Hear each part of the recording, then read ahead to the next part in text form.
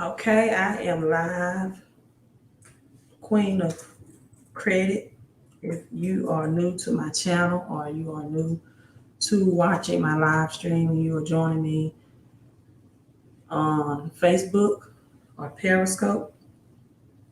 So I've been taking a couple of days off, and this is an impromptu live stream, but I'm in the midst of reading this book, right? Reading this book. Can't hardly see it. Give yourself credit. Give yourself credit. Money doesn't grow on trees. Let me, that background is not. But the book title is Give Yourself Credit. Money doesn't grow on trees. So I wanted to come live to share some of the very deep, deep information and knowledge revealed in this book. So Brandon, he's giving me a shout out. This is your 5 minutes of fame. Drop your city and state. Just say hello, right? Drop your city and state. Just say hello as you are coming in. And do this if you are watching this live or in the replay. As I sip on my Mississippi unsweet tea. And this is going to cover a myriad of things. So whether you're watching this live or in the replay, I do want you to understand that I'm not going to go in depth with this knowledge because this is not common knowledge, right? You're not taught this, and it's strategically done. Hello, modern classics, like that YouTube name. It's strategically done. And so I'm going to take you out a little slow because this is information that you are hearing for the first time. So again, 5 minutes of fame, the clock is ticking. We have approximately 3 minutes and 50 seconds left for you all to come in and say hello, drop your city and state, and let me know where you're from. Chef the Flavor, hello, you dropping in. We got Chicago in. Chicago is coming in. We have Curtis in. Chef the Flavor is from Arkansas. Hello, from Arkansas.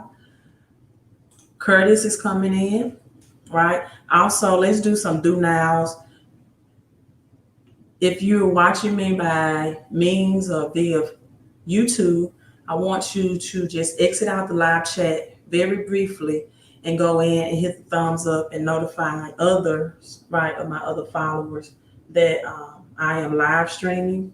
Because again, this is an impromptu live stream that I decided to just come on and share with you all from a lot of information that I am reading and receiving. So hit that thumbs up for me. Just exit out the live chat and you can come back in. Austin, Texas, Chris Knight has come in. Curtis says he's just from the South, right? Curtis, if you're from the South, I know you are enjoying or you can appreciate that Master P documentary that's streaming on or airing on BET. A lot of business principles you can learn from that documentary, right? So we got Curtis in from the South. It's coming in. We have approximately 65 seconds to our 5 minutes of fame. And while we're doing that, I'm going to make my affirmation. My affirmation is I am attracting people who are creative versus critical, people who hustle versus hate, and people who focus on prosperity versus poverty, right? So let me drop my house real quick because my voice is fatigued, a little tired. So let me get my house ready to go into this live stream, right? As we still are counting down, have about 20 seconds. So if you're coming in, drop your city and state, say hello. Let me give you a shout out for our 5 minutes of fame, right? 5 minutes of fame. If you're watching this on the replay, you can drop your city and state as well. Housing, Housing to Cash. Hello, Mr. Pivot is in the house. Hello, Mr. Pivot. That's from Facebook, right? That's from Facebook. And so let's get into the topic, right? This is our 5-minute mark. And Mr. Pivot is my last shout out. So let's get into the topic. And I'm going to share some video clips with you all as well. But again, read it from the book.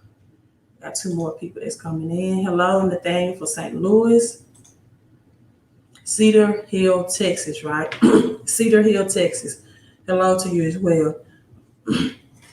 So again, title of the book, Give Yourself Credit. Money doesn't grow on trees. So some very in-depth knowledge that I want to share with you from the book. It starts out, first chapter, acceptance for value, right? Acceptance for value. Since when you receive a bill from a corporation, it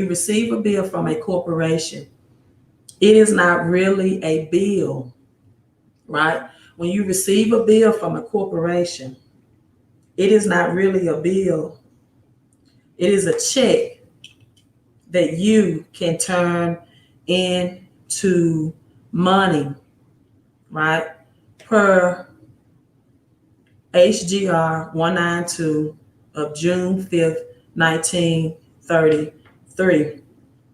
So this is the House law, right, that was passed into Act June 5th, 1933. Now, when I'm referring to bill, I'm referring to cash. Right? So when you receive a bill from a corporation, I'm referring to cash. So what corporation would you be receiving your cash from? Of course, the Federal Reserve, right? The Federal Reserve. Now, let me go over some things for my new people. The Federal Reserve is not government entity, right? The Federal Reserve is not a government entity. It works with the government, but is not of the government, right? Let me say this again. It works with the government, but it's not of the government. It's not controlled by the government, right? That's why you see articles that President Trump is trying to control or take over power over the Federal Reserve. So what is HGR? What is HJR? You may be asking. 192 of June 5th, 1933.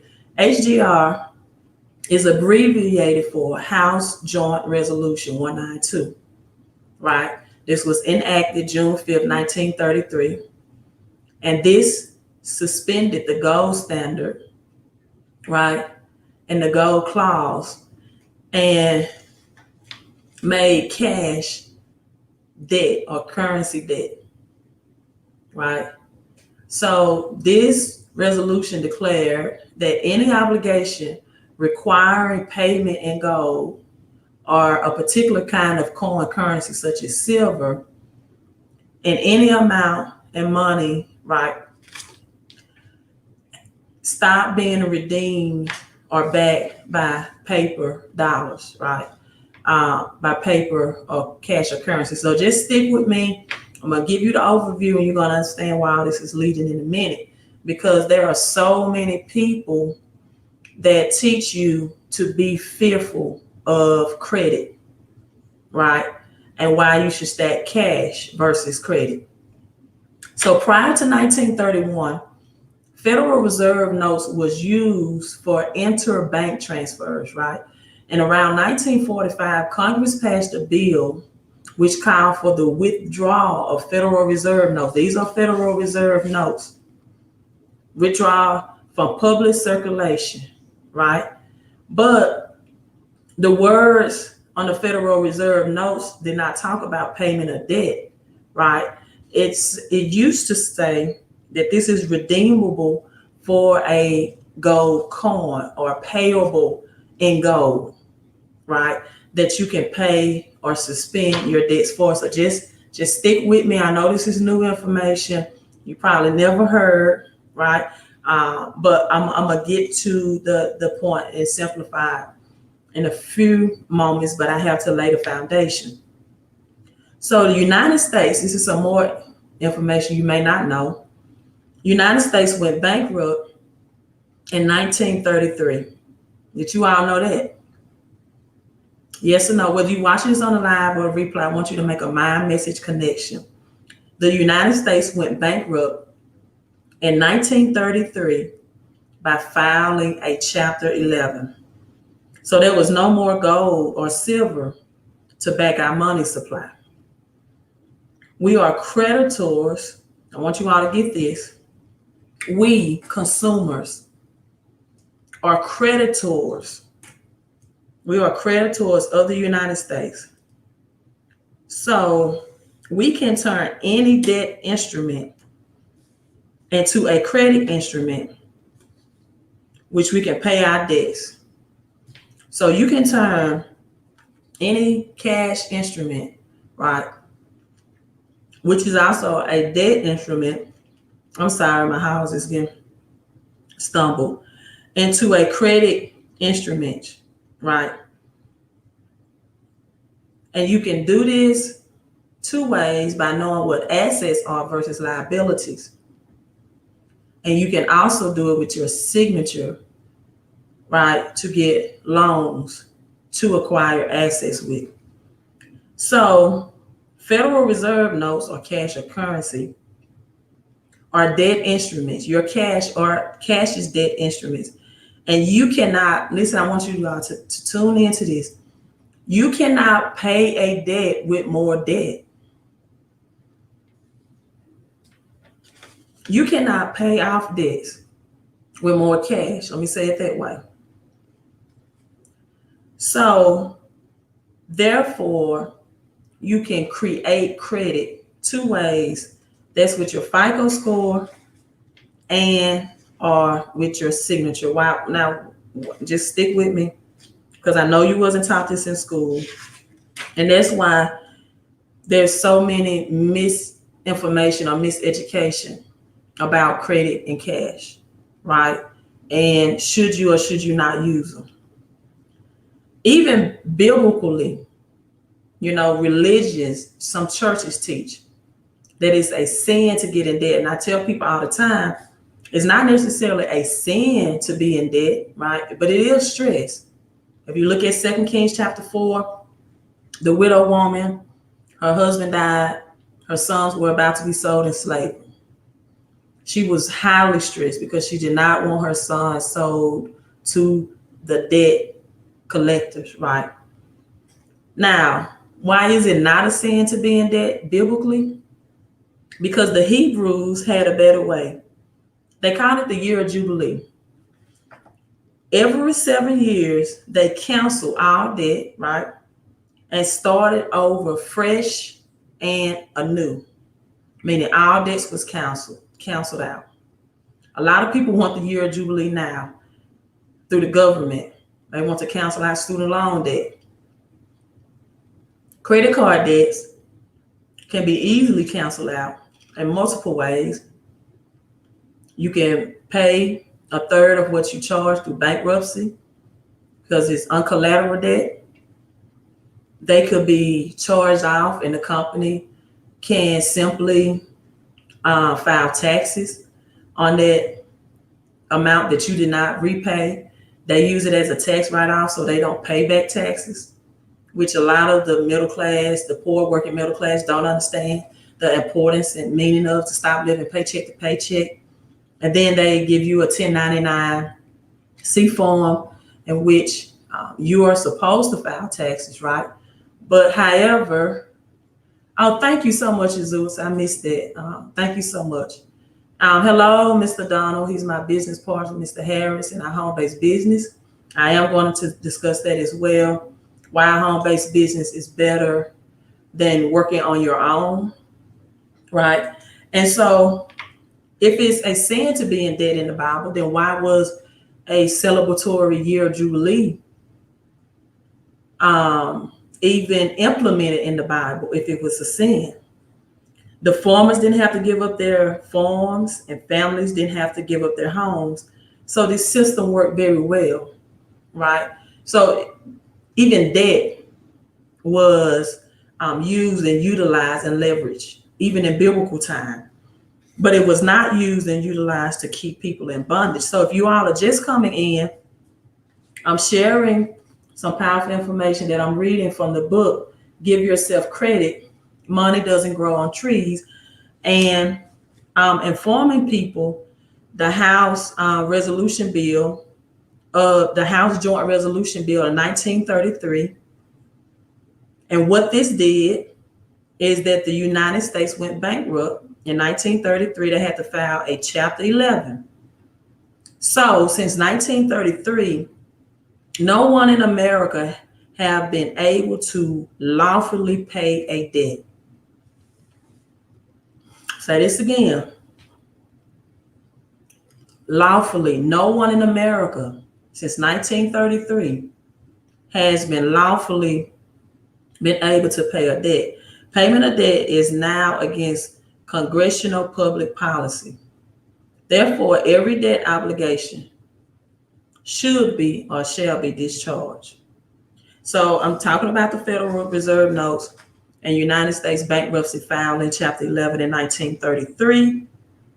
And even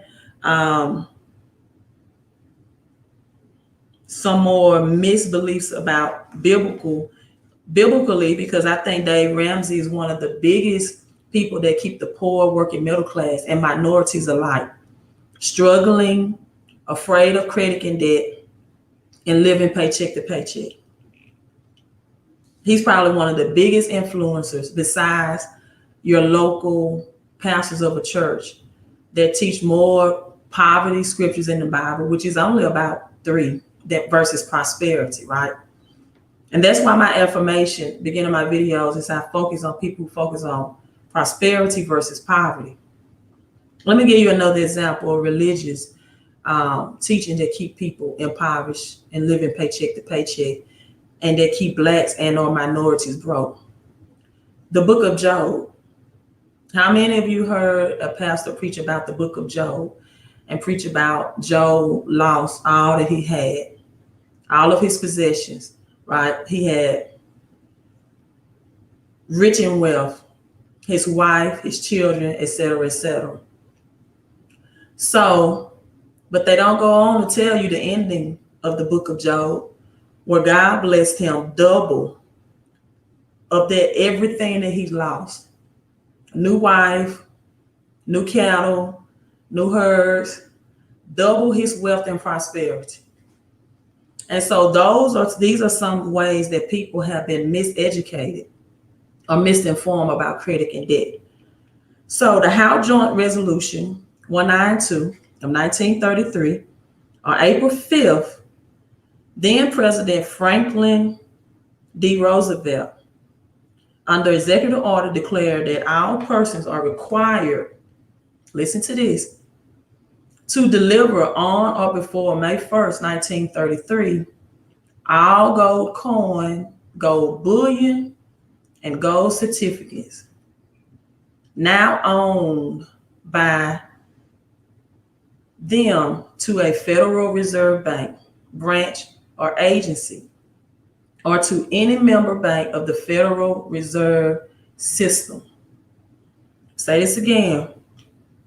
On April 5th, 1933, President Franklin D. Roosevelt, under executive order, declared all persons, every citizen of the United States in 1933, had to turn in all their gold coin, gold bullions, gold certificates.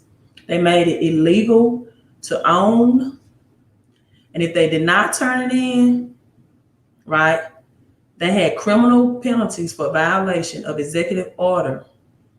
They had a $10,000 fine or a 10-year imprisonment or both, as provided in Section 9 order. And it reads as follows: whoever willfully violates any provision of this executive order, of these regulations, or any rule regulation or license that they're under may be fined no more than $10,000. And if a natural person may be in prison, that's where you hear a lot of people talk about a natural person or a straw man, sovereignty, et cetera, et cetera. Yeah, this is deep. And Curtis, the job of a good teacher is to make deep things simple. So I'm trying to make this as simple as possible. So, or they had $10,000 fine, maybe in prison for not more than 10 years or both, right? And any officer, director, or agency of any corporation who knowingly participates in such violation may be punished by a life fine, imprisonment, or both. So when you are taxed as a human resource, a natural born person, or you are cash focused, you lose more of your time, your labor, your skill, and your talent. And you contribute and you give that, whatever percentage of your life, right? And through your paycheck, 60 cents on the dollar or 70 cents on the dollar is all you take home for it. I was having this conversation today with a coworker because I'm still in education, still in public schools. The most profound conversation I think I've had concerning economics and money. He tells me that he never tells his students, right, to seek jobs. He always tell them to seek skills, because if you are, the more skillful you are, right, the more skillful you are, the more opportunities that you have to become a business person who is taxed less and gives less of your human resource to the IRS, right? He's talking about a business venture that he and his wife are working on now to be business owner, and that he would possibly be out the education field within a year's time. And so he also informed me, because I asked him, I said, well, where is this gold held? What happened with it? What, they confiscated the real money from citizens. They take it out of schools and say they don't want you to teach people what real money is. They want people to always believe this is real money because they know that they have a system in place that you'll only bring this much to you from your efforts, because you're always going to give them their 30 or 40 percentile, right? And he said, well, it's at Fort Knox. I said, okay, Fort Knox. He said, yeah, where's Fort Knox? It's in Kentucky. So the United States Bullion Depository at Fort Knox is not a production facility. It stores the precious metal bullion reserved for the United States. I thought that was awesome, information, just sharing that with you all. And so it talks about in 1935 to present, the land was transferred for a depository. The first shipment of gold occurred in 1937. So we know that citizens was compensating their gold in 1933 by a House Joint Resolution, executive order issued by Franklin D. Roosevelt. Now, I'm going to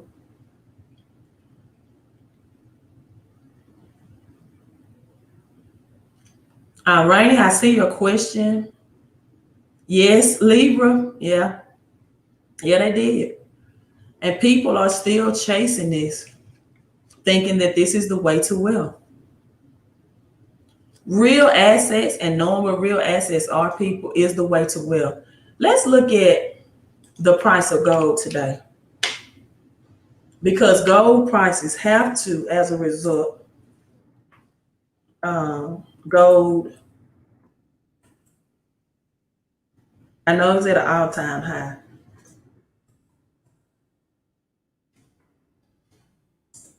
Yesterday,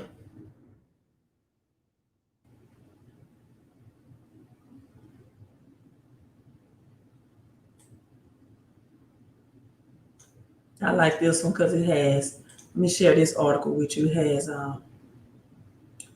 chess pieces, so I think I'm gonna like this one better. And it reads, the chase for a new all-time high is not over. Gold price eyes this next level. Um, Gold price pulled back or not, gold will continue to make new highs, eventually heading to $2,100 and over. According to analysts, the levels being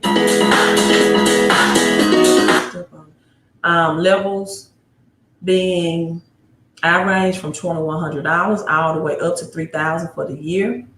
Very robust investor and interest in the precious metal is keeping the rally alive, while Mako drivers are all intact to keep the upward price momentum going.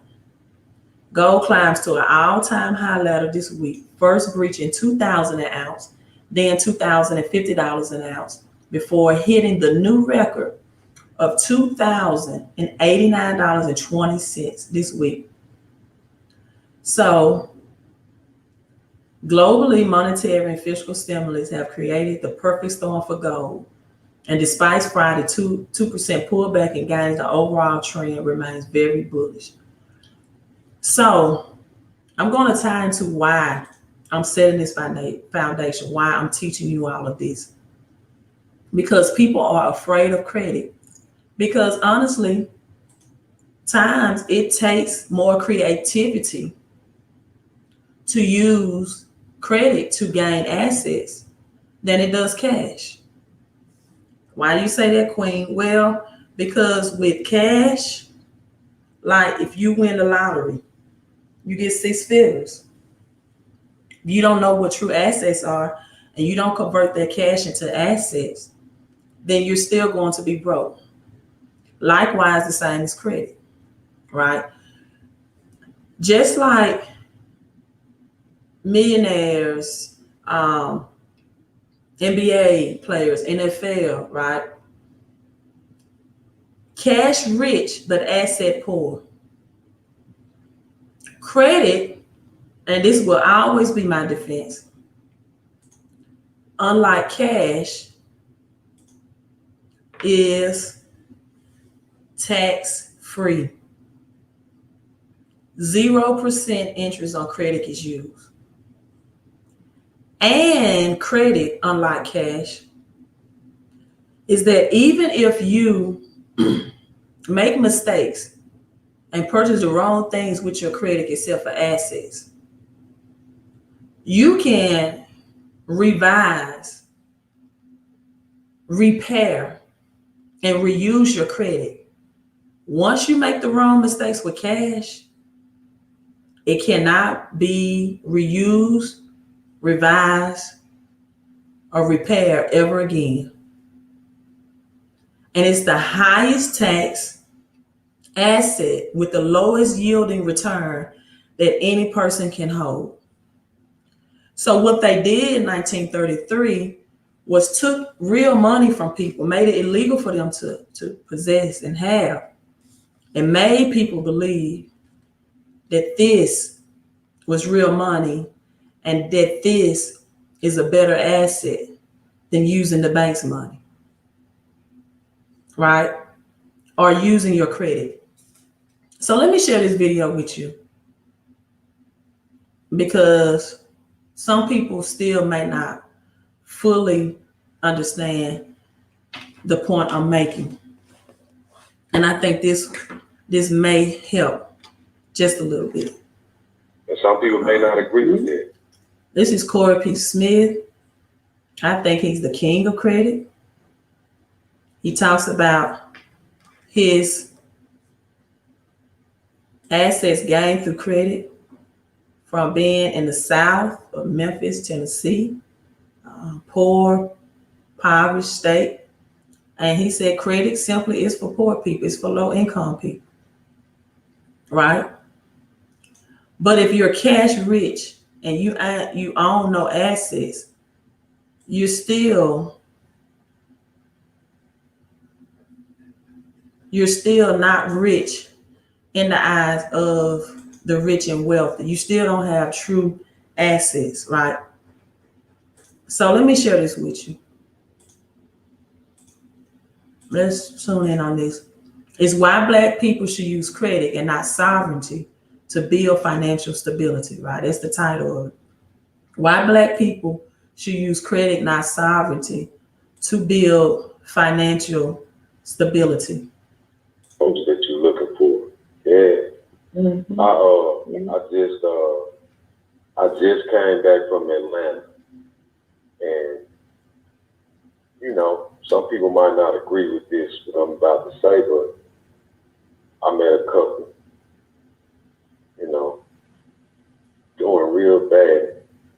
You know, once upon a time, they had great credit, and they had a lot of credit cards, and 3 of the cards had real big limits on them, and the cards were still open, right? Mm-hmm. They had gotten like 60 days, 90 days past due. So told them this.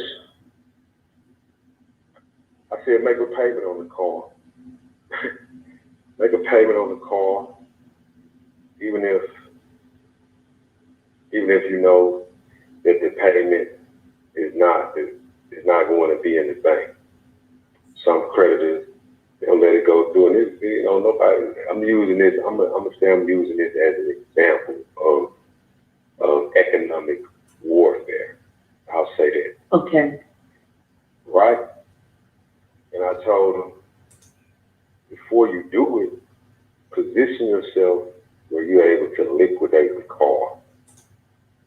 And they wasn't understanding what I was saying at first. Basically, I was saying, let's say if you had a Cabela's Visa card, or any Visa card, when you make a payment, they automatically put the money back on the card, right? I was telling them to drain the card, and the wife was feeling some type of way about it, and she was like, you know, well, why? Like, you know, and I told her the ship is sinking. The ship's sinking anyway. You know, I don't know if everybody's following what I'm saying. The ship is sinking, so you're going down anyway. So because you are going down anyway, meaning your credit, then you better take something with you. So if you gotta not. All right, I'm gonna pause right there. So he's saying he met a couple in Atlanta. The couple had great credit at one point in time, right? And they were struggling financially, so were their credit. They had 3 credit cards with very high limits. 3 credit cards with very high limits on the credit cards. They were currently 60 to 90 days past due, right? When you get to 6 months of non-payment or 120 days, they will close the cards accounts and they will consider a charge out. So the credit cards were still open at this point. So he told them it's economic warfare, right? At this point, your ship is sinking anyway. And we are in this pandemic. And a lot of you all have lost your unemployment. Your ship is sinking. And for the people who did not follow Dave Ramsey advice to cut up your credit cards, right now, all you have to get more cash flow in your life, not cash, but cash flow, is some limits on your credit cards. So he informed them before these credit cards close and go into delinquent, make a payment on it. And he said, even if the money might not currently be in the account, but if you make a payment on it, it would immediately give you access to that credit limit and it was count as a payment, right? So make a payment on it and use your credit cards to invest in something that can bring you real assets and hopefully cash flow. So I'm gonna finish playing this so you all can hear his advice in his entirety. Again, this is Corey P. Smith, who I deem as the king of credit. He taken homeless people with no credit, a clean file, and got them thousands of dollars in credit. So when you don't have the income, people, credit can produce that for you if you know how to use it and you change your mindset. Place there and get you some type of money out the deal so that you have some type of money to fight back with when you're trying to get this off of your credit. And that's what you better do. That's what you better do. And to say, I say all of that to say this, that's what I mean by you cannot always play fair. Okay. And I don't know if everybody gets that. Do you understand what I'm saying? Okay, so that was his advice. And that's why I have someone ask me, Yasmail asked how much to set up a business for me. I have an EIN number. What type of business do you want to set up? First of all, because I don't advise people to do product-based business. And this is why. I advise people to do internet service business or internet service business versus a product service. Now, number one, we are supposed to be in a health pandemic where this C virus is taking the nation and deaths by storm, right? So you have a product service business, LLC corporation. You are exposing yourself health-wise to this C virus. Number one, that's number one reason. Having to travel from house to house, do product service work. When an internet business, you can work within the health confinements, the safety of your own home. Number two, a product service business requires your labor and your labor alone. Internet service business requires leverage. Leverage income is not only taxed differently than business income or labored income, but you get to use other people's skills, gifts, talents, testimonials to build a business, right? And so when you have a labor-based or product service business, you're going to be taxed 40 to 50% on every dollar that you earn. And you're exposing yourself into the environment where people have limited travel, limited home access. Right now, people are very, weary who enters their home. So most people are doing internet service business. Now, if you have a special skill like plumbing, electrician, HVAC, those service business still will be on demand, right? Because more people will begin to work from home. So if you're not in those skills area, then 1 out of 5 startup businesses from LLC or corporations fail within the first 5 years. So that's why I say an internet leverage service business, and leverage service business is also taxed less than a LLC or corporation. So you get to keep more of that passive income. So when people come to me and say, I have an EIN, I want to start a business, my first question is, what type of business, what skills? Because every skill that I just named, you still have to go to some type of college to get certified in those areas. Plumbing, electrical, it still takes insurance, it still has high overhead, and you get more tax deductions from an internet service business, and then you keep yourself in a more healthy environment, working within your home versus working in other people's home. where you're putting your health at risk, right? So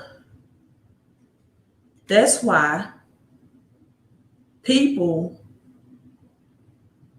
stay broke, because they don't understand that cash was created to take or steal 30, 40 to or 50% or 40 to 50% of your labor. You are human resource to the Federal Reserve.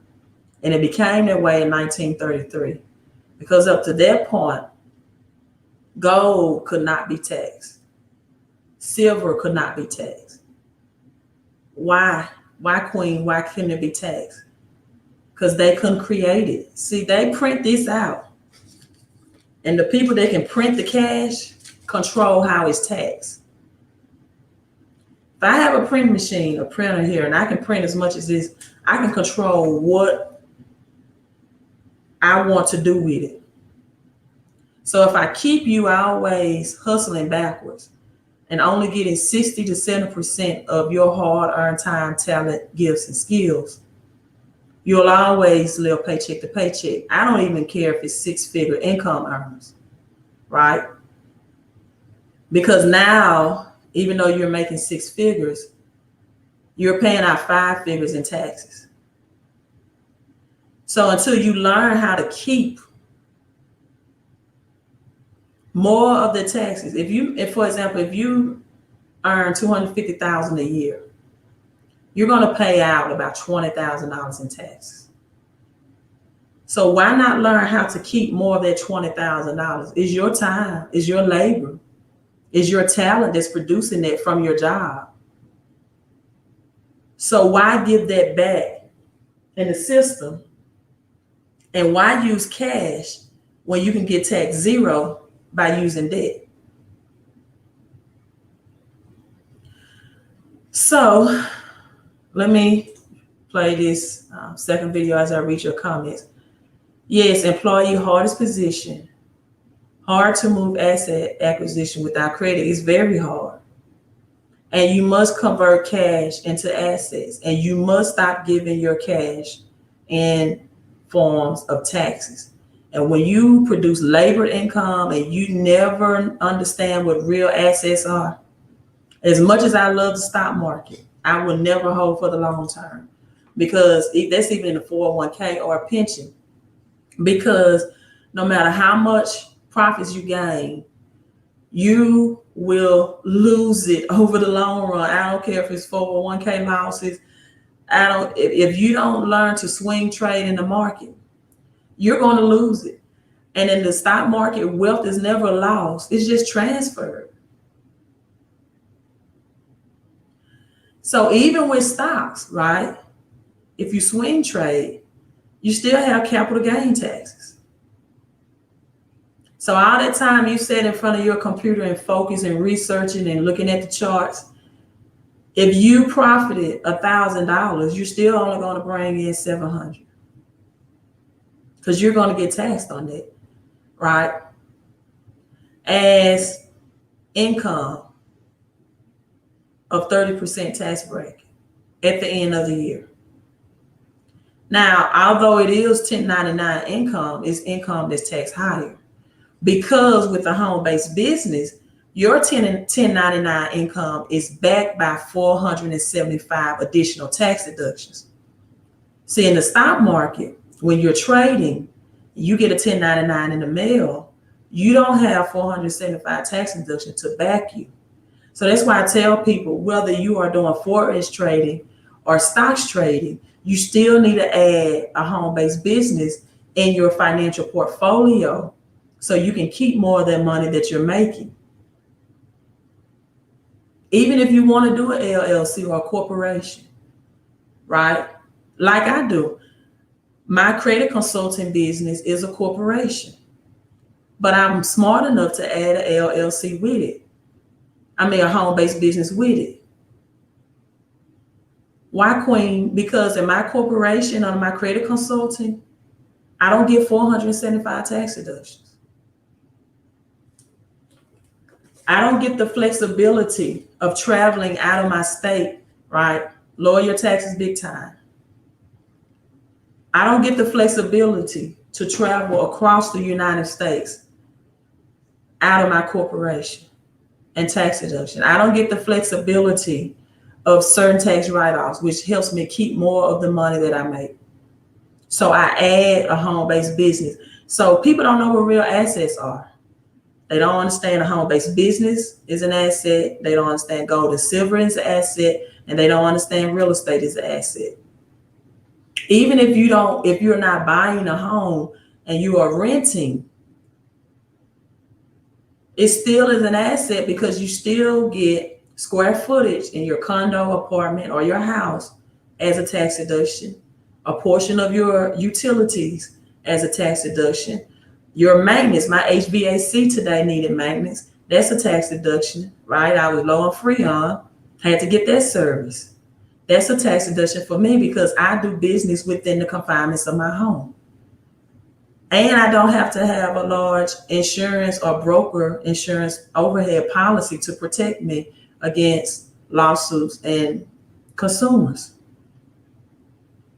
So listen to this. I thought this was a very interesting video as well that dropped a lot of knowledge.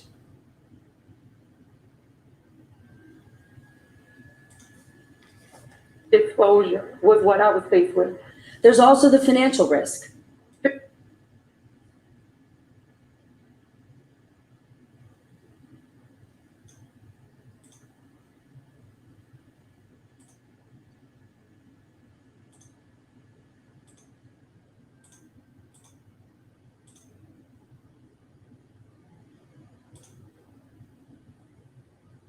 Painfully obvious. Of the nearly 50 million Americans who recently filed for unemployment benefits, a disproportionate number are Black. I feel sad because I can't. I'm going to pause this. A disproportionate of people that file for unemployment are Black Americans out of the 50 million. I see a lot of people come on this YouTube live stream. Reasons why Black people don't have money and wealth. They fail to educate you about this, though. Provide for my kids like I normally would. I've had several breakdowns from all this. You don't know where your next dollar is coming in from. In February, the unemployment rate hit an almost 20-year low for Black Americans. Just 3 months later, it skyrocketed higher than it's been since. Okay, in February, unemployment rate was a 20-year low for Black Americans. This was February this year. And now look at the chart. In May, it skyrocketed to 16.8%. Since 1983. In Baltimore, veteran hairstylist Sherry Scipio's schedule had been full for more than 30 years. Are you scared? Absolutely. Her salon's been closed since March. Reopening, she says, is still too risky. I still can't even go in the market and buy Lysol. I can't find some of the things that I need in order to safely open. Closure or risk exposure was what I was faced with. She said closure or risk exposure. So she wanted to keep her hair salon open. She was open for 30 years, couldn't even find the disinfectants. That's interesting, isn't it? That she needed to keep it sanitary, to keep it open. And this is one of the reasons why, people, I want to do an LLC, I want to do a corporation. Will you be traveling in and out of people's homes or businesses? Unless it's a janitorial, disinfected type services or things. But are you willing to put your health at risk? Because if the C virus doesn't get you, then being around all of those solutions might. It's unhealthy to breathe those toxins as well, and disinfectants, right? So I just tell people to think about where we are and think about the big picture of things. There's also the financial risk. 50% capacity, but I'm going to be responsible for 100% of all of my financial responsibilities. And no matter how I added it up, the money wasn't there, the numbers weren't there. 1 in 4 Black women lost their jobs between February and April. All right, this is another side of the coin people don't look at when you open up your own business. Can you afford the overhead? Do you have a capital start? Where are you going to get the equipment? See, get someone to hook you up with the LLC and the EIN. That's easy. They may charge you a couple of $1,000s. That's the easy part. And then what they usually ask me about the home-based business, but they don't ask about if they open their own business is, where are you going to find the customers? You're new. What if you're doing something that people have been doing for years that already have the marketing, the name, the equipment, the overhead, the clientele?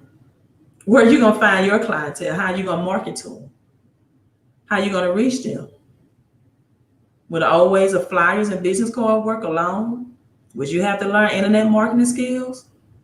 Would you have to pay someone to do Facebook ad or YouTube? Start your YouTube channel? If so, where's that money going to come from?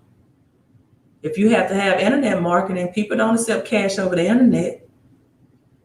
You can't give them a bill, cash in the envelope over the internet. And they're not just dealing with employment and opportunity disparities, but health too. African Americans are 4 times more likely to be hospitalized for coronavirus. We're all in the same storm, but we're not all in the same boat. The most unprotected group are Black women. And I don't understand that. Why would African Americans be 4 times more higher to be hospitalized when a lot of people were told to just self-quarantine? Do you know how much these hospital and medical bills are costing people?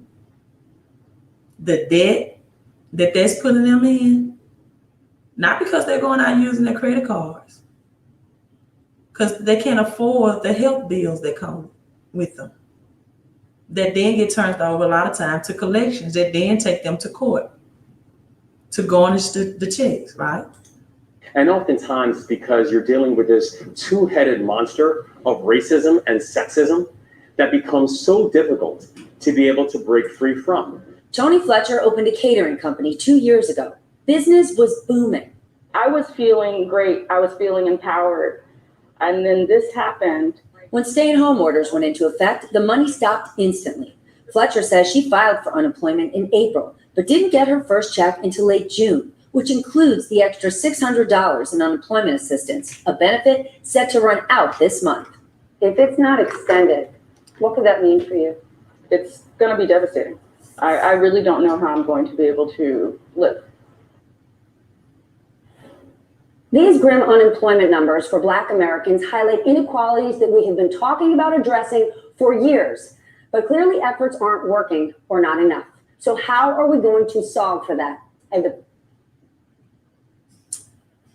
See, so many channels get on YouTube bashing why Black people aren't rich and wealthy. Some of it true. This is the part they don't tell you though. How can you be, right, with the system in which you're losing jobs, or you had a business for 30 years and because of this pandemic,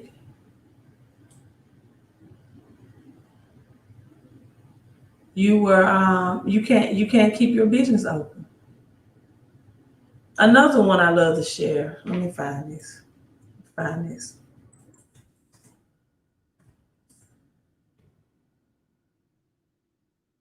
Is can I find a video about Freedman Bank, also known as Wells Fargo today.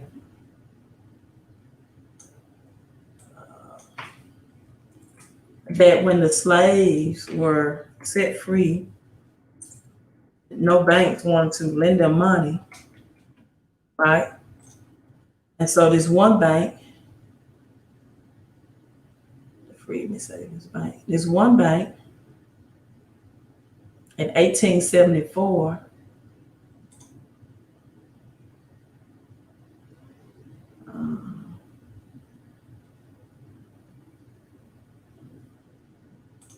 failed, but when it failed,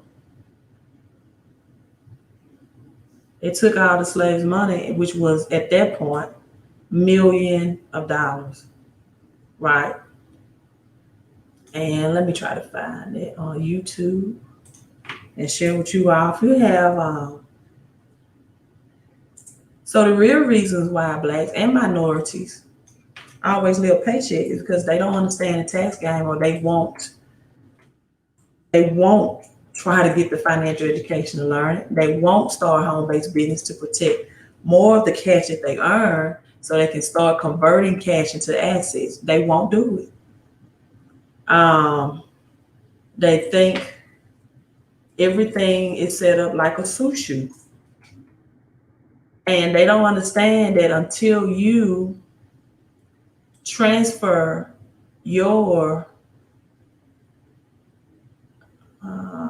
I can't find that video on YouTube, your Social Security into a home-based business EIN, you will never get more of the money, and you will always be a human resource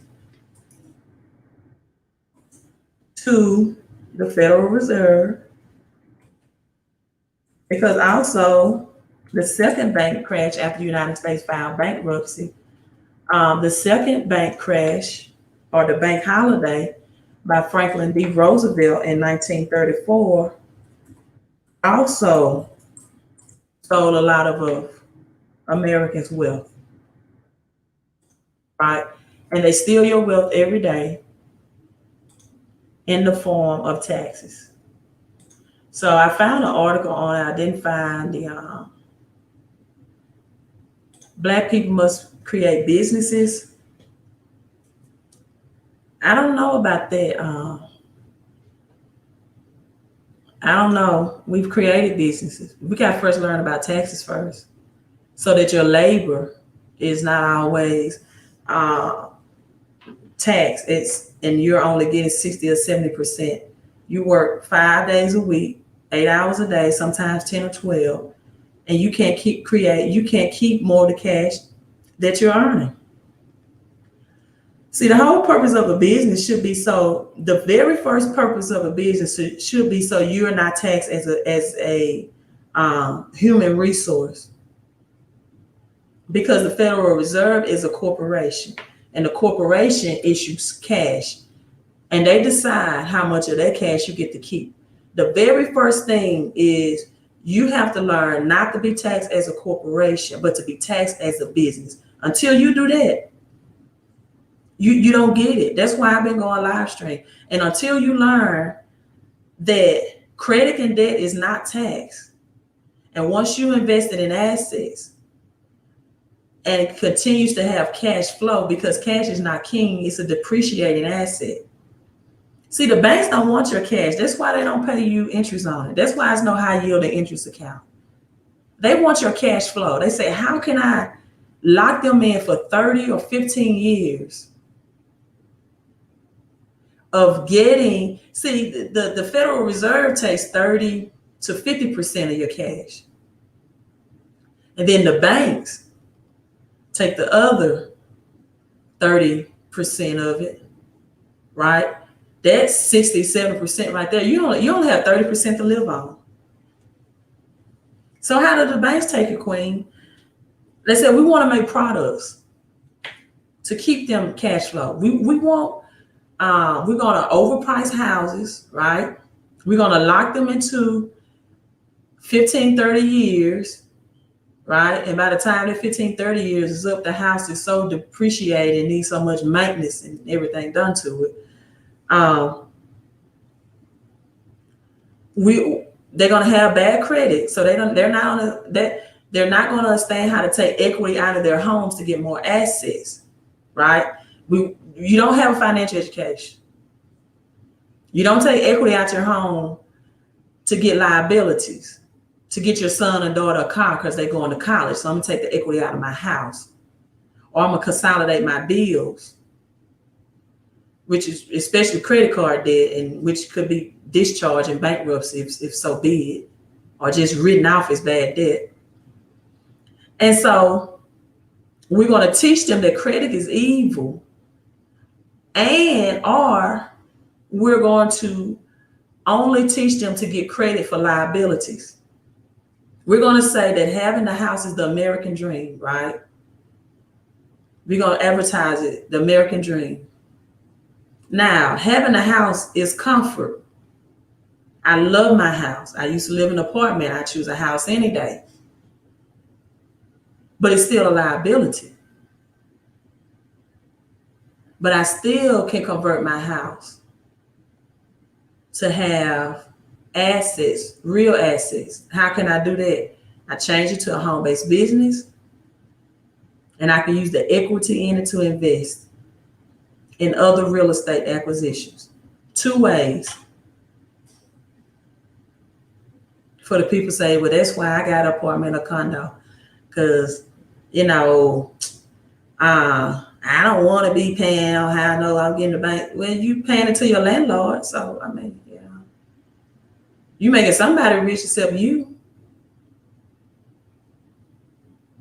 And you need credit now to get approved for an apartment, to rent now. So credit is, so what they do is they give you the idea that using credit to purchase liabilities is great, but make you afraid to use credit to purchase assets. Then you get a house and you don't understand how to convert that house into an asset. You keep it in liability status. Then you get vehicles that depreciate in value as well, and you don't understand how leasing a vehicle under a home-based business gives you cash back, right? You want to buy vehicles that depreciate to say, I own it. That's well and good. But did you know that if you do it through a home-based business model, even the maintenance that you have is tax deductible, which means that money returns to you that you spent out on it, as well as your mileage. And it doesn't have to be a work truck. It could be a luxury SUV that you don't have to haul or have a trailer on or have shovels on the back of it because you're doing some type of LLC or C Corp type business. You can have a luxury vehicle through a home-based business and tax deduction for business purposes. So someone says, can you recommend someone to help with moving 401k? I don't. I have a pension myself.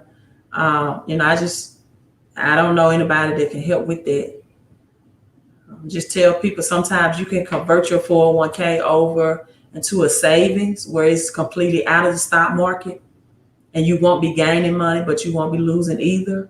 Now, if your 401k is set up where it's a part of the stocks of the company, right, publicly funded, then it may be nothing you can do with that, right? People must have a lot of cash to handle you have to have a lot of capital or at least access to capital to handle the ups and downs of a traditional business. You don't have to do that with a home-based business. It takes very little capital, no overhead with an internet home-based business, right? John Robinson says, is there any information that come out of the passing of a stimulus bill, Trump going to do executive orders, passing his own bill? I haven't really caught up with the stimulus yet. I haven't researched that today. I know the Senate has about 2 days before they, go on vacation. I don't think they're going to try to rush to pass anything. But again, I haven't researched anything today on the stimulus. I may look at that later on in the live stream. We can research that together, John, and see what we can find out. Hello, Sawanda. Good evening. And Twan said, most of us are lacking knowledge coming from where most of us are from. Where are most of us from? I'm from Mississippi.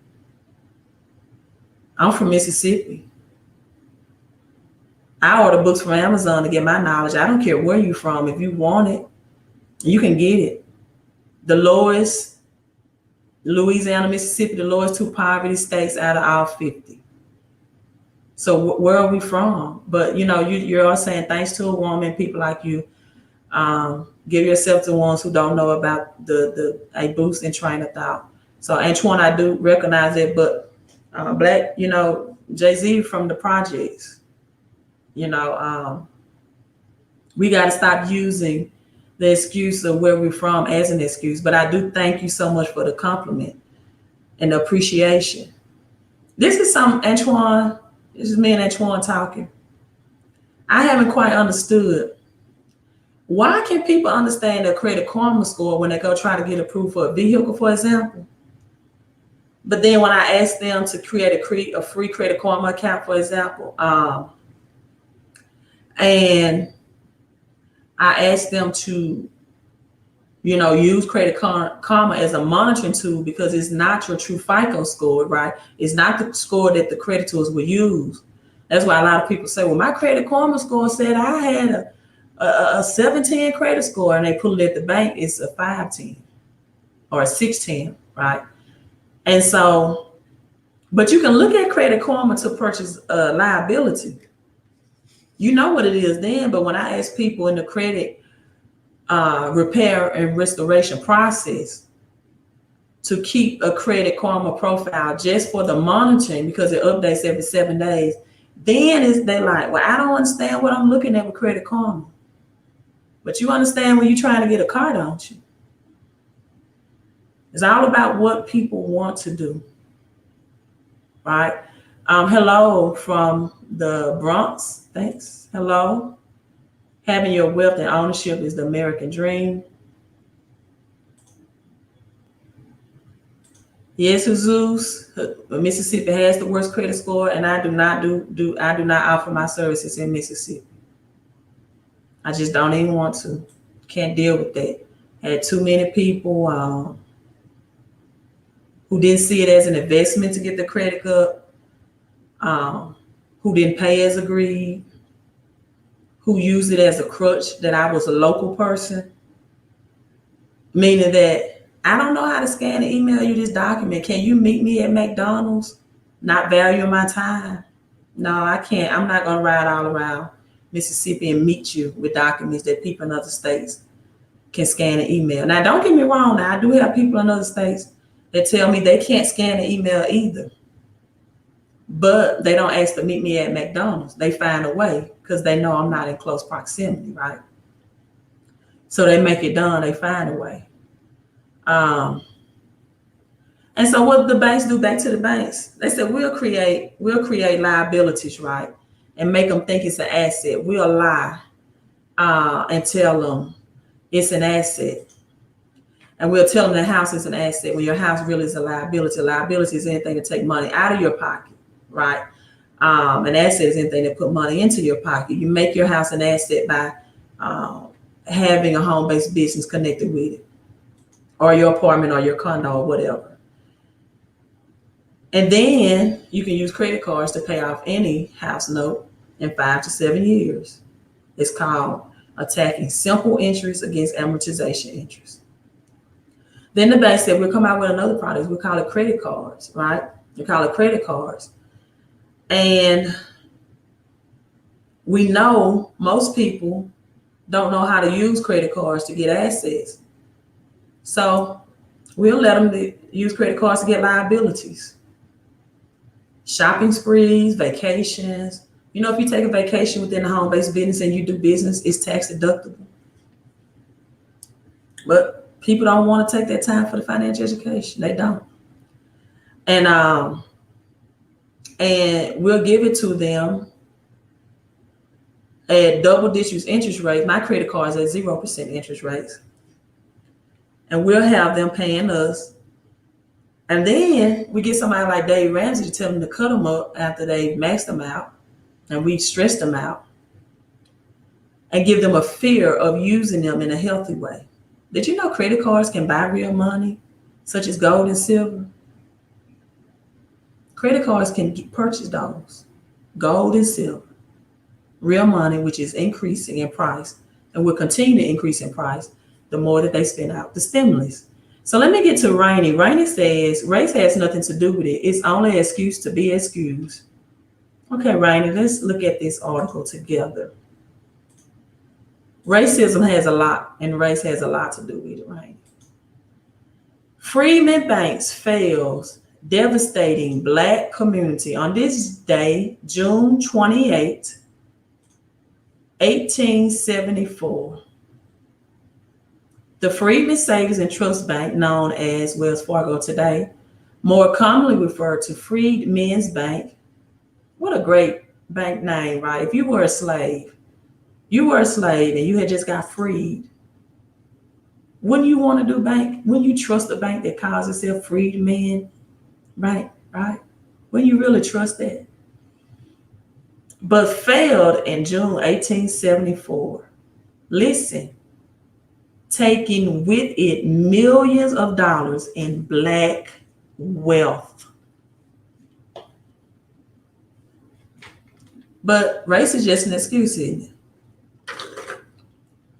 I'm gonna sip on that. We're using race as a handicap. It's just an excuse. Now, if it took millions of dollars in 1874, do you know how much that money would be worth today in 2020? The bank was first incorporated on March 3rd, 1865, the same day the Freedmen Bureaus were created and formed to help previously enslaved people economically transition to freedom. Before emancipation, most Black people in America were enslaved and had no means of accumulating, protecting, or passing down wealth from generation to generation. And you're telling me racism is an excuse?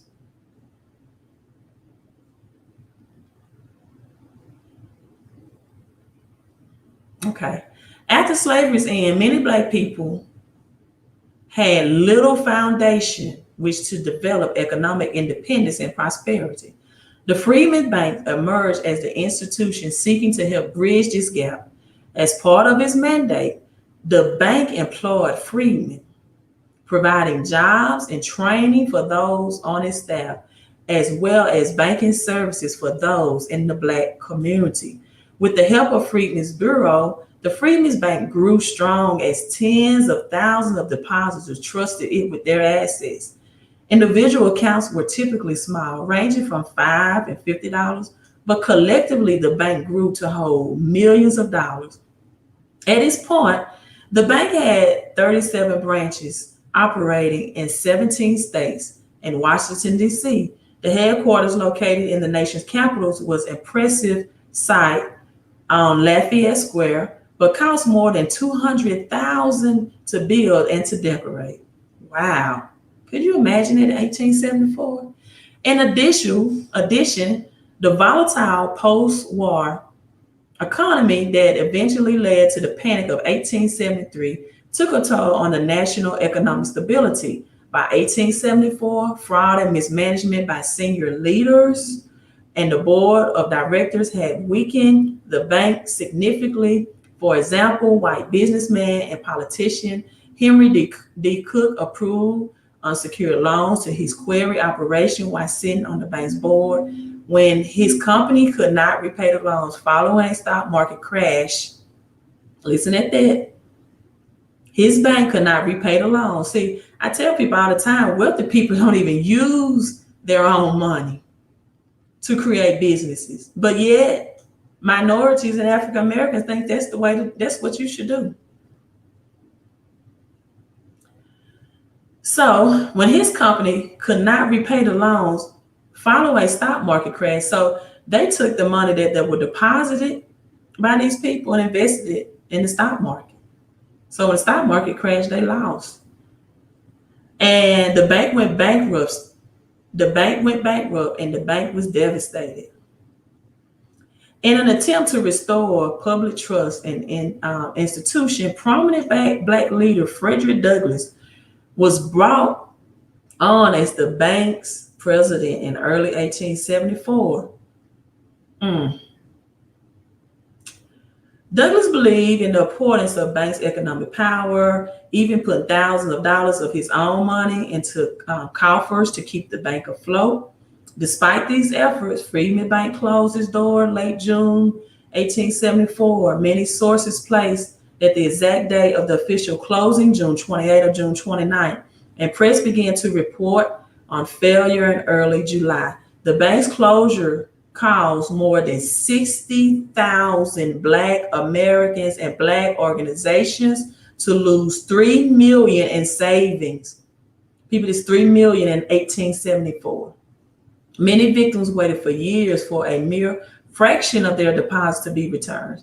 The failure of Freedmen banks financially devastated many who had entrusted their funds and has been linked to a cultural legacy of distrust toward a banking system within the Black community. But race doesn't have anything to do with it.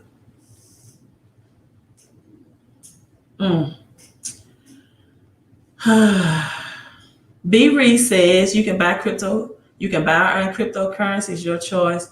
I can send you more info. B, you can do that. I'm always interested in cryptocurrency. LD, it fits my credit, cash.com. And you know what? I never understood about people that's against people using credit. They offer you services, right? And they accept credit card payments for those services. They tell you don't use credit. Credit cards are evil. But if you buy my books or products or you buy my course, I will accept that credit card as a payment. Why would you accept something that is so evil, that you are so against, as a means of payment for your products and services?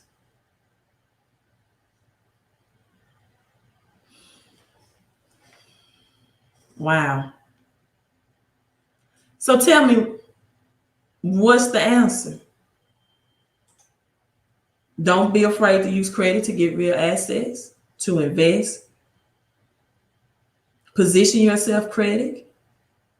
Become a part of a home-based business so you can pay less in taxes and keep more of the cash flow that you earn. It's not about all the time how much money you make, right? It's about how much of it you can keep and having a financial education. This was 1874 millions. Curtis is saying Black people use Facebook for fun, but not for knowledge since 2000. Some Black people, I don't use it for fun. I use it for knowledge. Jasmine said, I'm 29, but now I have an IRA Roth account. I really don't know what to do with it. I opened it maybe 3 years ago. I never wanted the IRA Roth account because you're not taxed on the distributions or the seeds, but you will be taxed on the harvest. And you have to keep that tied up for so long, and you can't even use it to invest, or you'll get taxed even higher if you don't, you have to keep it in there for a certain age, and it draws very little interest. So I've never been a fan of Roth IRA. Antoine said everyone want easy access for production. They don't want to put in actual work. They rather look good than, well, Antoine, I don't think you saw the beginning of this video. More African Americans and minorities are losing jobs than any other race in 2020. So there are people that want to work. Just point blank. I think they have a way where you can switch your money from stock market 401k and switch to gold, silver, and crypto and not lose it in most cases. Yeah, you just have to call your 401k provider and just ask them what options do they have. I heard you talk about cryptocurrency. I'm not an expert on cryptocurrency. I do that for myself personally. And so I don't feel comfortable teaching about cryptocurrency, but I do believe in it, right?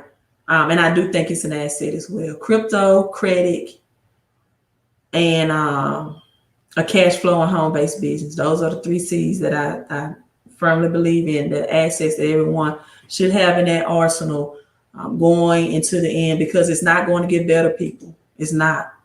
The Banker, yes, that was an awesome movie. That was an awesome movie.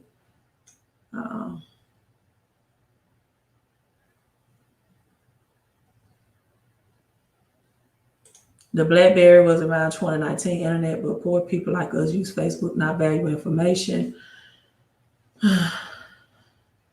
Well, I think everybody, I don't know what you mean, poor people oh, you said poor people like to use Facebook. What about just using and using books too to get value information? All right, so let's see what's up to date on the recent stimulus update.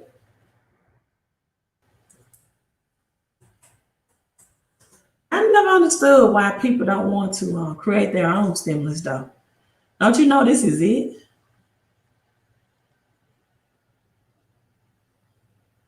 All right, let's look at this 13 minutes. This is it. What are you gonna do after this? What you gonna do after this stimulus? What's your plan then? I hope many people take their stimulus and invest it in this cash flow home-based business I am in, and also getting the credit up, because now it makes more sense to use credit cards since the dollars depreciate. That offer you cash back rewards than cash, right? Because of inflation and price increasing. A last-ditch effort by Democrats to revive collapsing Capitol Hill talks on vital C-virus rescue money ended disappointed on Friday, making it increasingly. I just got a notification. My cash flow just increased for my home-based business, making it increasingly likely that Washington gridlock will mean more hardship for millions of people who are losing enhanced job benefits and further damage for an economy plummeted by still raging C-virus. It was a disappointing meeting, declared top Senate Democrat Chuck Schumer, saying the White House had rejected an offer by House Speaker Nancy Pelosi to curb Democratic demands about $1 trillion. He urged the White House to negotiate with Democrats and meet us in the middle. Don't say it's your way or no way. Treasury Secretary Steve Mnuchin said, unfortunately, we did not make any progress today with the collapse of talk. He said President Donald Trump was now likely to issue executive orders on home evictions and on student loan debt. Okay. White House Chief Mark Meadows said there is not a perfect answer.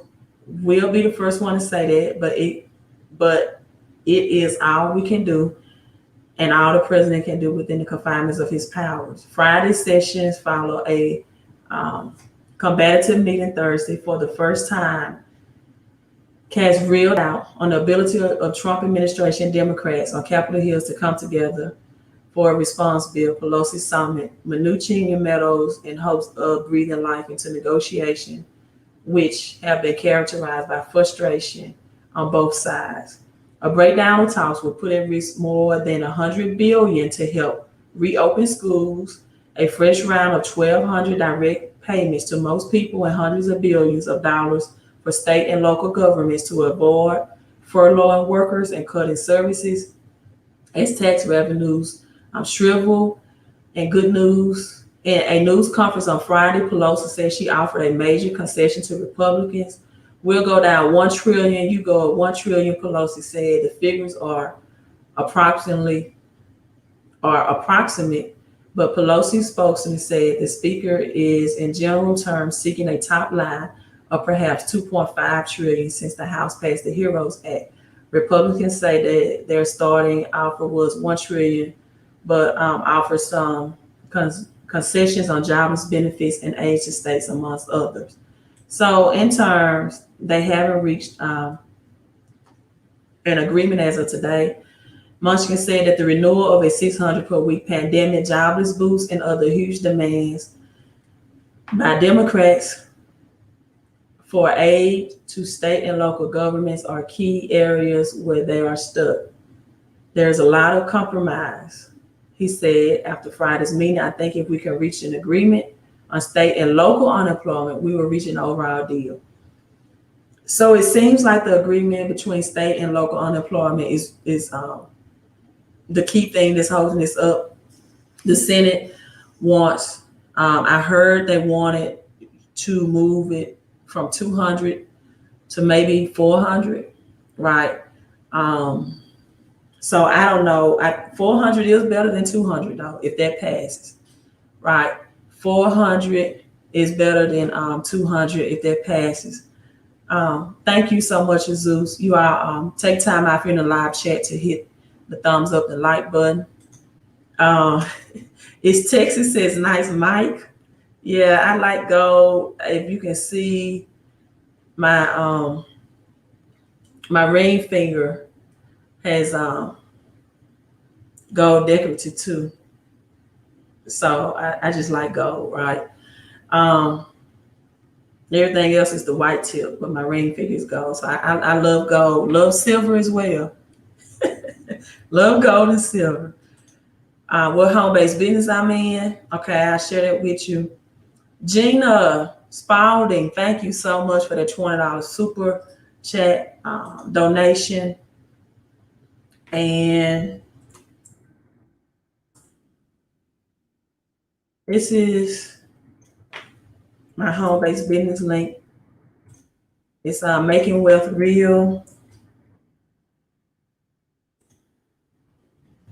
Let me try to get a shorter link, but I'll share that. 10 different ways to get paid. Today, this is the home screen. Put your name, phone, and email. Oh, let me show you. I just got a promotion too in my home-based business. It's area director. And Gina, thanks for that super chat. The book that I'm sharing this knowledge out of cost about that much. So at least the knowledge that I'm sharing with you all and investing to share with you all, that I did get a return on that investment back. So I will definitely give you all some more knowledge out of that book. Give yourself credit. Money doesn't grow on trees. So this is me. This is one of the promotions that I received in the home-based business as executive director. I'm trying to see how can I show. Okay. Oh, my picture came right up.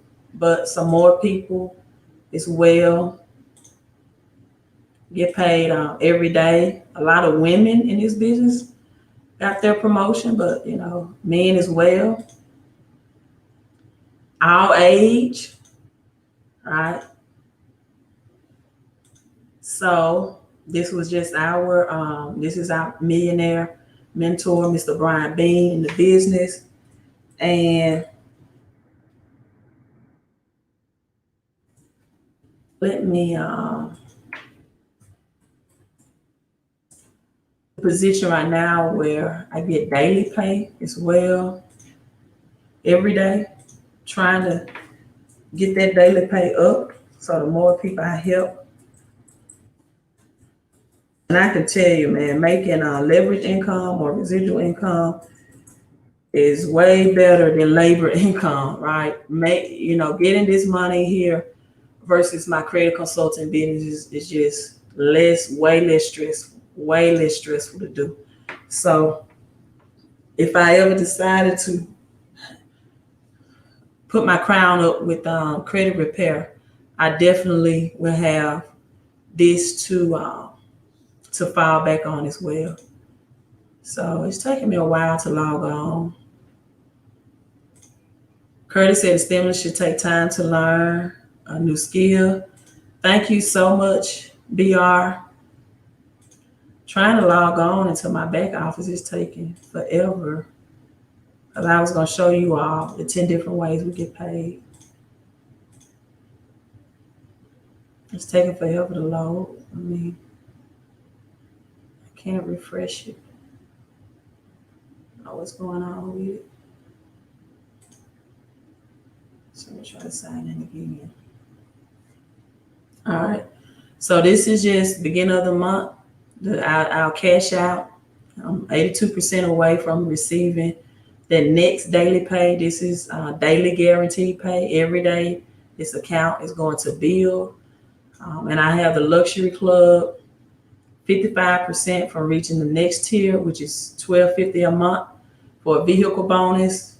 I just use that as extra cash flow. You don't have to get a vehicle with it, but the money is there. So right now I'm receiving this $500 a month, 55% from reaching the tier 2 or $12.50 a month, and I'm receiving my monthly bonus of $500 a month.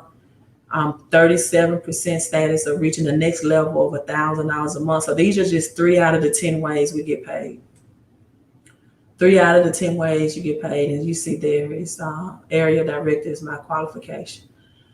So that's the home-based business opportunity, internet-based. Let me see. It's my capture page. So again, just go there and enter your name and phone and email and get that information. Thanks. Do I have a, Terrence said, do I have, no, it's not Terrence, I'm sorry. Do I have a course on starting? No, I don't. And I would never create a course on it. I really wouldn't. People don't understand because I don't do credit repair business. I do credit consulting, which is very different from credit repair. And in other words, too, mine also inclusion of removal of cell phone. I mean, not cell phone, but addresses that connect to bad accounts. The credit repair businesses don't do all of that, which also add points. Lesson to allow credit sesame. They don't help people with inquiry removal. Can't really help with bankruptcy. But let me share this with you since you asked about a credit repair business. This is the part. Let me see, can I find this? Because I tell you all, you know, I listen to Corey P. Smith all the time. Then I'm logging off because my voice is getting so tired. Let me see, can I find this video? This is why I would never teach people how to do credit repair business. This is mainly why, and then I'm logging off. Jessica Solomon, you just accessed the page on MWR Financial. Go ahead and make that investment and enroll today. We have a Zoom training, private training that's starting, and I can go ahead and get you in the training in our private Facebook group to get you started. But my man asked me about teaching the people about credit repair business. This is why I want to teach people. Hello, Lee, aka Les Brown. Come on, Lee, build that credit repair business so you can get your your MWR business so you can get your daily pay guarantee. And MWR also does month-to-month credit restoration as well as, and you get money out of your paycheck. Once you get these 475 tax deductions, most people are averaging from anywhere from $200 to $800 more out of their paycheck. So for people that's been furloughed or hours reduced, this is a big game changer, a big deal for them, right? Where they're not in negative cash flow. Thank you so much, Oleon, I think Robinson or Mr. Robinson. Gina said, I bought Bitcoin silver because of you. Oh, Gina, thank you, honey. We're going to see each other in the wealth world places, right? The wealthiest beaches are wherever we can travel, right? We might meet up. So this is why I want to teach people how to do a credit repair business, right? Listen in on this.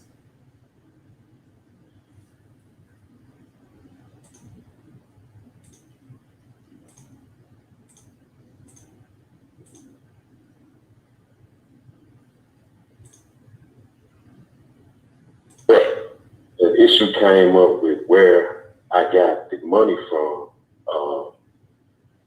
as far as the funds to put down on the house, and FBI again. But I was so pissed at the time, and I was actually driving in the car with my wife when I found out that they had been by my house. Right. They left the card on my door, and I got the phone call from my daughter. And I told her to read the card, and I was so pissed. I'm in the car with my wife, and I said, you know what? I'm going right now. Like, I'm tired of this. Right. And I No, drove I got to to try to the find out FBI what they office was here talking on about. Humphrey This. Boulevard. I'm not really actually doing any sort of credit repair. The only thing I'm really doing when I'm sharing with clients is I'm basically helping them stick up for their rights. Right. I don't ever get into how much money was allegedly owed. I don't ever get into asking the credit agencies to verify anything. I never even touch it.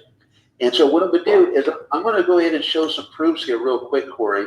And as I do that, I'm going to make the screen go blank here, so all of you are not going to be able to see it. I'll bring up the screen here in just a second here. But I want to show you guys some proof here, because it's one thing, name there. You can see that on the screen. He's not showing the screen. I'm trying to find this place. What we do is, when people ask me that, that's the number one question people ask is, how long will it take? I say, look, it really depends on you. And Corey, you tell me. All right, so this is the part I want you out of here. This is why I probably would not teach people how to do a credit repair business. Not because of people not able to get things permanently deleted from their credit report, but because of this right here. And I mean this with all sincerity. There is nothing that I haven't seen that we can't get off. Now, the only question is how long will it really take? And what we do is, when people ask me that, that's the number one question people ask is, how long will it take? I say, look, it depends on you. Where you is, people just, that you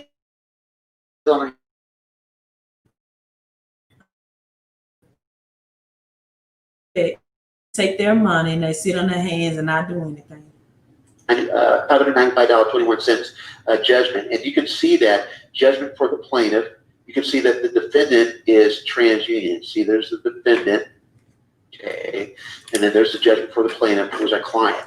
So not only did we get the thing off the credit report ultimately, because TransUnions, they were playing games, but you got $595 for his trouble as well. And we're going to talk about how to do that. So when it comes to, collections, charge-offs, student loans, bankruptcies, car repossessions, there is nothing that, and I mean this with all sincerity, there is nothing that I haven't seen that we can't get off. Now, the only question is how long will it really take? And what we do is, when people ask me that, that's the number one question people ask is, how long will it take? I say, look, it really depends on you.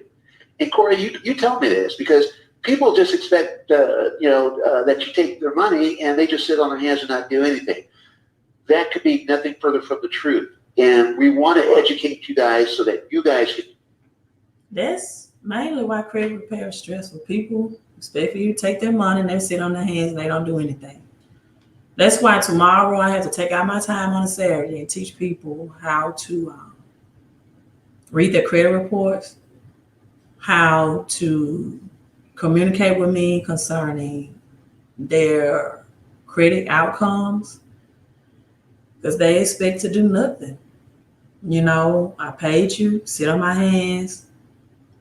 I want a perfect credit score. I don't want to call the credit agencies. I supply all three numbers to people, and they would tell me that I haven't heard anything from the credit agency. It's been 30 days. They don't have any credit monitoring, not even for free, not even Credit Karma, not even Experian. If you haven't received anything physical in the mail, you could at least log onto those accounts and check your status. And then I asked them, well, have you called the credit agencies? Because you have proof, right, that your affidavit was mailed and delivered to them. Or did you call me first or contact me first? They haven't called the credit agencies.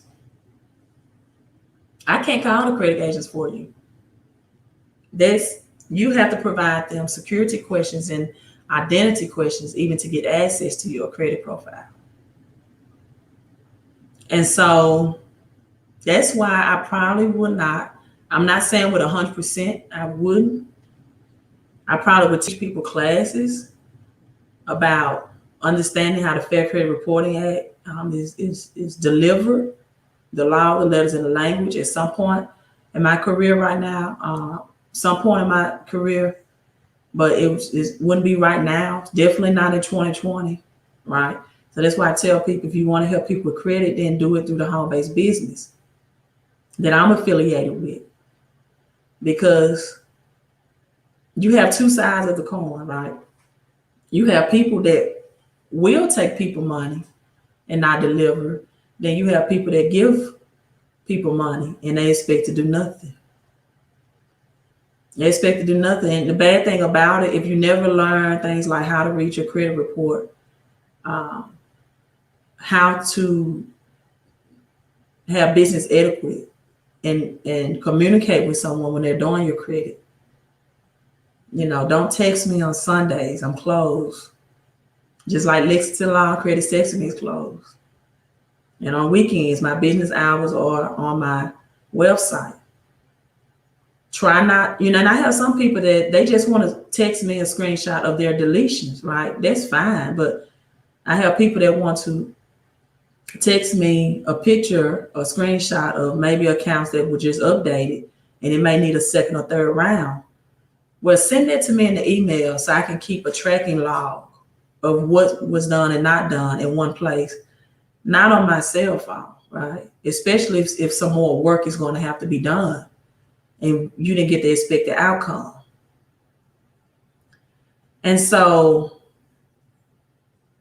because people don't have a strategy for their credit, they often end up in the same situation that they're in. And let me tell you, credit has no discriminations. In this sense, I'm not saying that credit is distributed equal to our races and minority makers. I'm not saying that, right? Some people cannot get access to credit because of discrimination or discriminatory reasons. But credit is not biased or racist to any income class. I know people tell you all the time that people have bad credit because they have low income and they have negative. But the thing is, most people have bad credit not because they have low income, they have negative cash flow. They have negative cash flow. And so, meaning that I've seen people that earn six figures but have so many liabilities and no assets. And they don't protect themselves in taxes. They pay the highest amount of taxes. And they have a bad credit score. I've seen professional people, trending token. I'll look at that. It must, trending token. I like Coinbase myself, but I want somewhere where I can transfer my wallets and my crypto onto a ledger. But I've seen people with doctorate degrees with bad credit, high profile income with bad credit, high school diploma with bad credit, low income with bad credit. Credit doesn't discriminate as far as it scores when you don't understand how to keep more of the money you make and how to use credit to invest in assets. So, maybe sometime a year or two, I may teach people how to do credit consulting. But my, credit repair business doesn't teach people how to add positive trade lines to their credit account.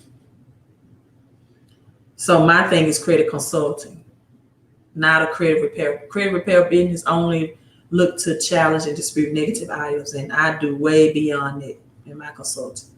So maybe a year or two, I would never say never, right? But definitely not this year. But you definitely can start to join MWR with me and use their platform. If you know people, if you have clients who need their credit repair, and it'll be month to month. It won't be, what I do. But if you have clients and there's certain things that maybe you can't do and you want to leverage this company to do it for you, because even with this company, sometimes if it's minor things like one or two negative accounts, I just tell them, look, just join with MWR with me and have them do it, because sometimes I have more challenging and higher demand credit profiles to help get in place.